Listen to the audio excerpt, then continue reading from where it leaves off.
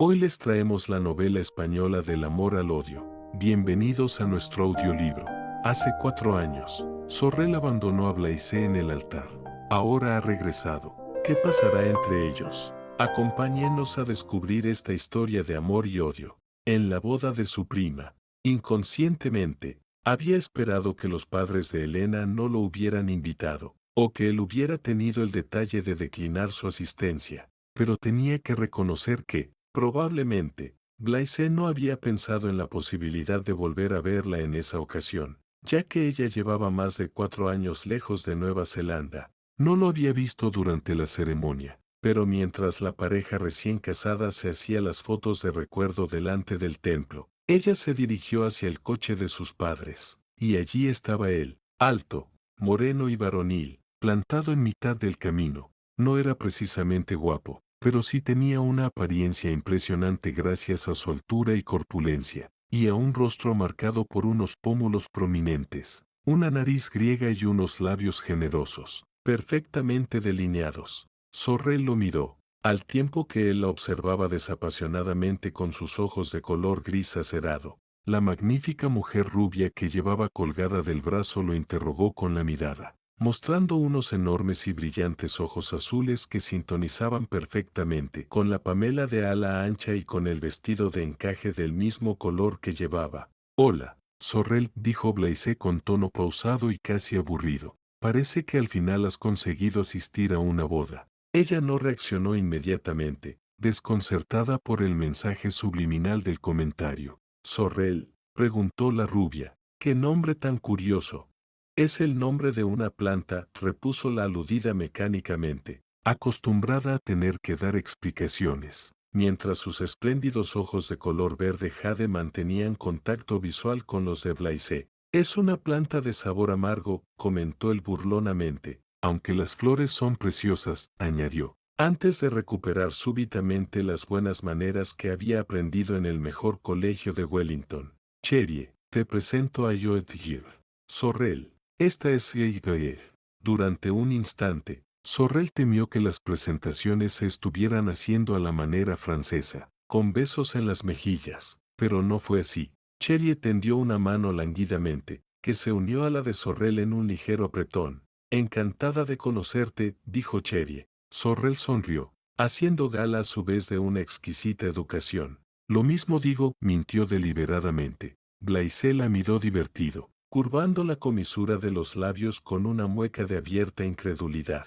«Debes de ser la hija del socio de Blaise», intervino Cherie de pronto, como si acabara de hacer un gran descubrimiento. «Sí», contestó él. «Sorrel es la hija de Andy», corroboró mientras volvía a estudiarla de arriba abajo, desde la espesa melena de rizos color caoba, pasando por el vestido de seda de color ámbar que se ajustaba a su cuerpo como un guante, hasta posar los ojos en las sandalias de tacón alto que Sorrel apenas utilizaba, ya que los hombres con los que salía últimamente solían ser menos altos que Blaise. «Tienes muy buen aspecto», añadió con un mínimo destello en la mirada, una especie de leve rescoldo de deseo que fue suficiente para detener el corazón de Sorrel en seco. Después de esa breve paralización de sus constantes vitales, ella sintió como su torrente sanguíneo reaccionaba con energía, sonrojándola hasta la raíz del cabello y provocándole un ligero temblor en brazos y piernas. Tomó una bocanada de aire con disimulo para recobrar la compostura,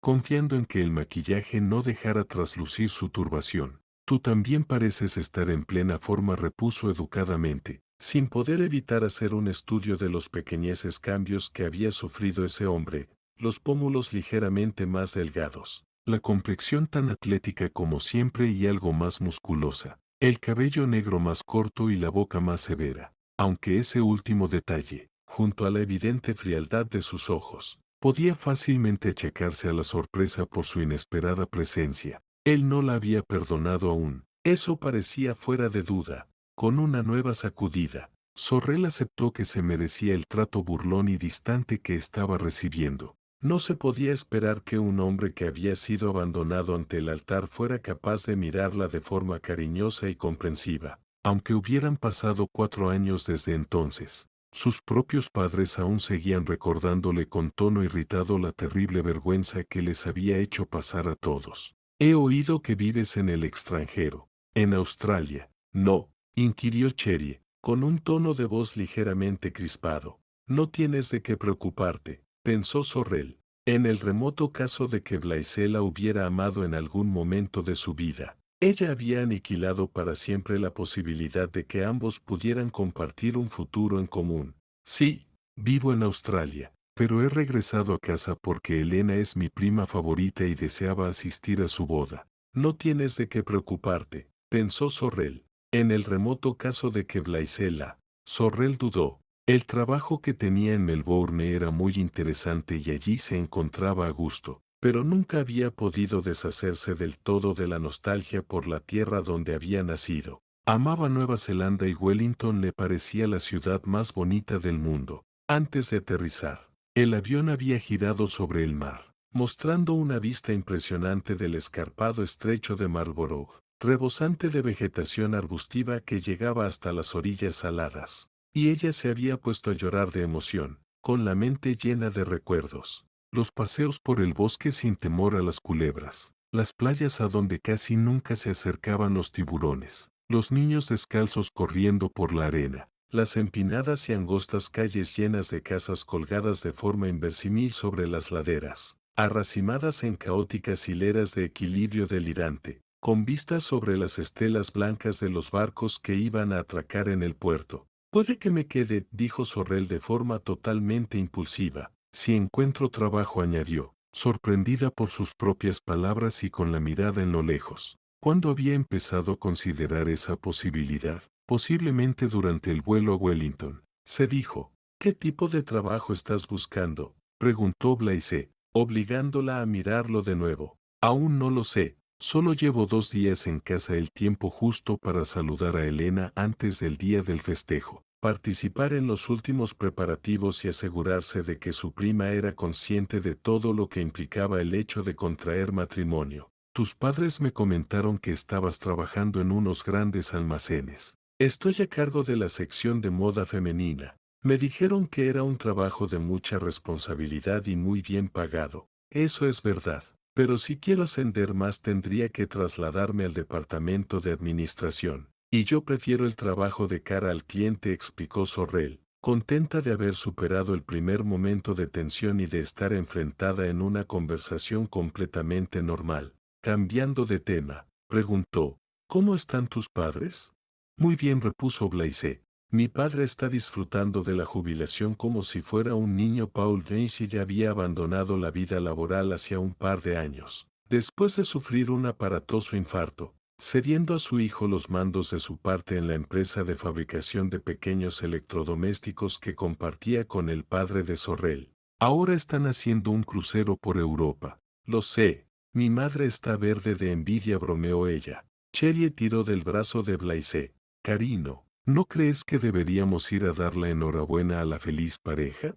Los recién casados habían terminado con la sesión de fotos y empezaban a internarse entre la multitud, recibiendo felicitaciones a mansalva. Supongo que sí, contestó Blaise, despidiéndose de Sorrel con una ligera inclinación de cabeza.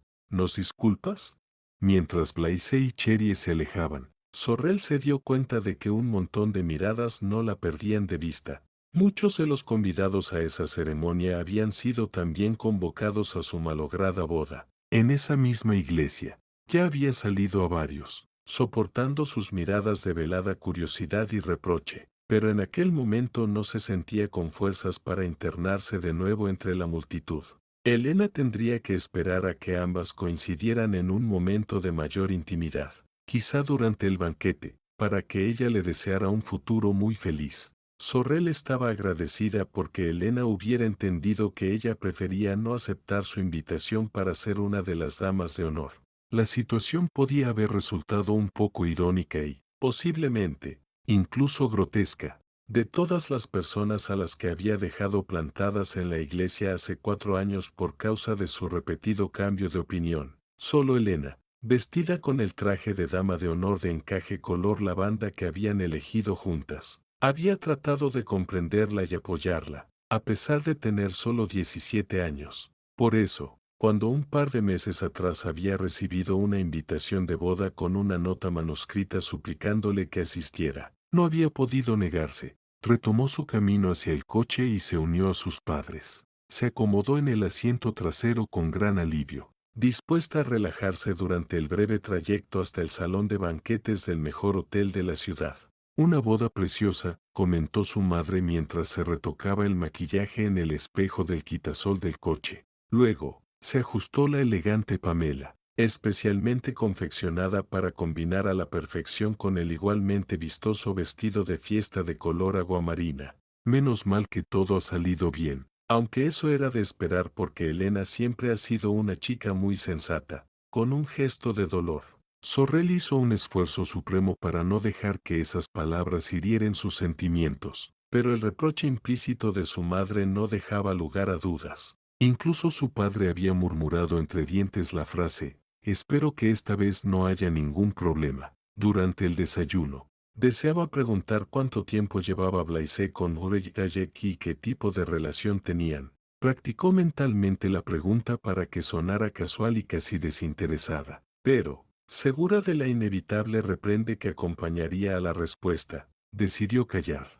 Ya había 4 años que había perdido por completo el derecho a interesarse por la vida privada de Blaise. Dejó que su mirada recorriera indolentemente las vistas del puerto mientras el coche se deslizaba por la tortuosa carretera de la bahía.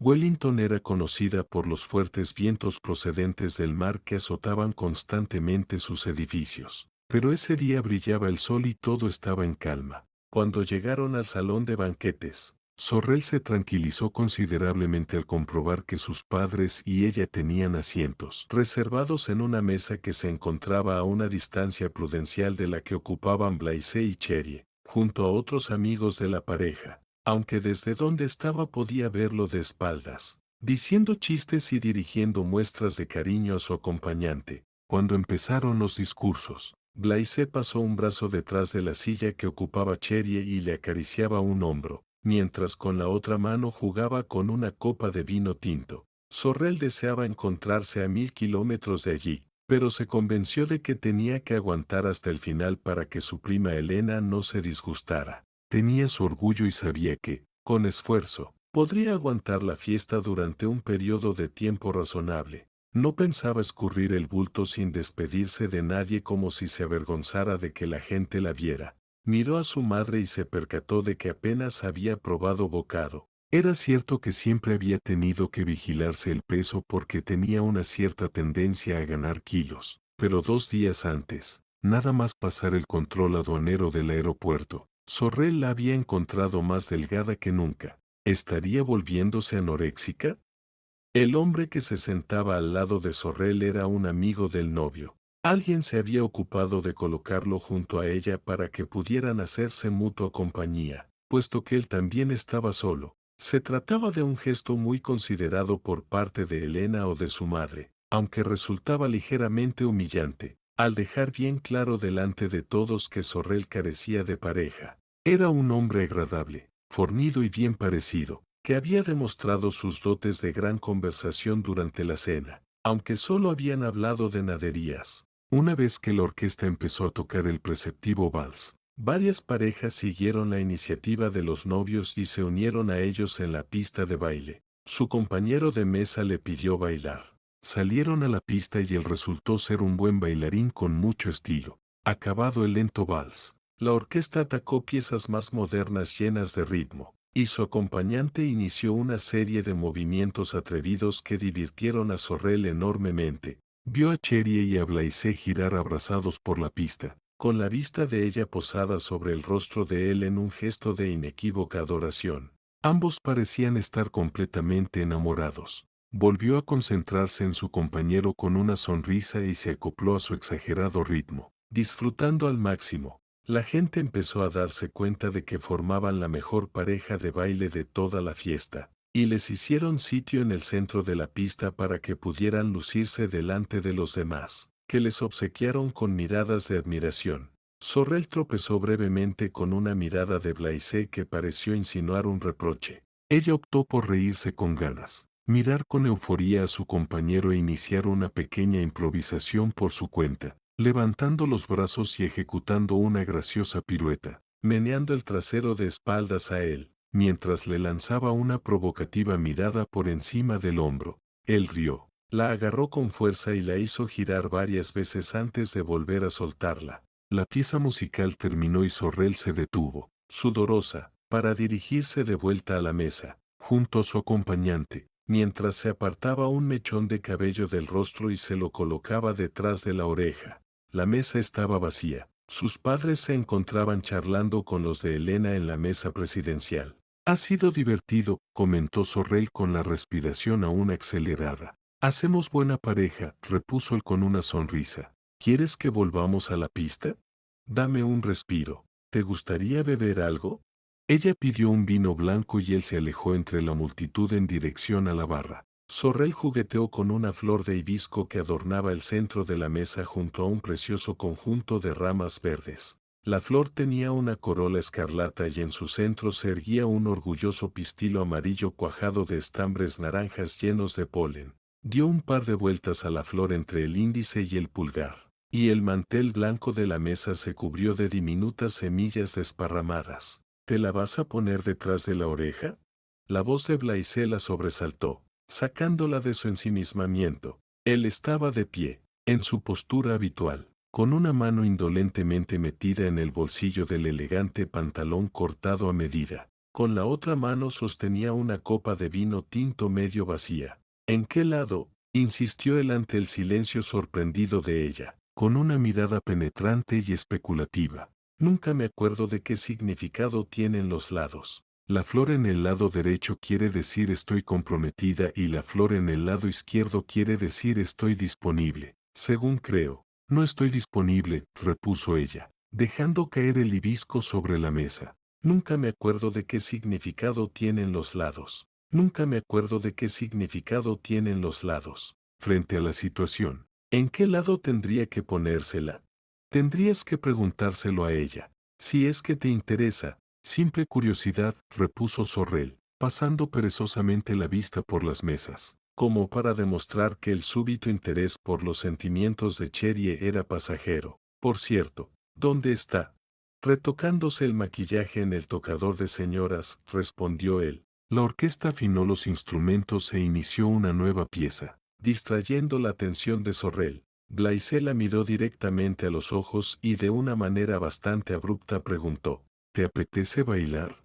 ¿Contigo?, inquirió ella, sorprendida. Él puso una mueca burlona. ¿Con quién si no? Se interesó echando un vistazo a los alrededores con una nota de aspereza en el tono de voz. Por si aún no te has dado cuenta, todos los asistentes están pendientes de nuestras reacciones. Sería de gran ayuda que pudiéramos aplacar su curiosidad demostrando que nuestras relaciones son totalmente amistosas. Al fin y al cabo, todos saben que esta es la primera vez que nos vemos desde el malogrado día de nuestra inexistente boda, hace ya 4 años. Era posible que él tuviera razón, pensó Sorrel. Si se mostraban cordiales el uno con el otro, la gente pronto dejaría de murmurar. Hay una persona que ha ido a buscarme una bebida, objetó. ¿El gracioso bailarín?, preguntó él con tono desdeñoso. Estoy seguro de que podrá esperarte durante unos minutos, dijo, dejando la copa sobre la mesa antes de poner a Sorrel en pie, tomándola de ambas manos.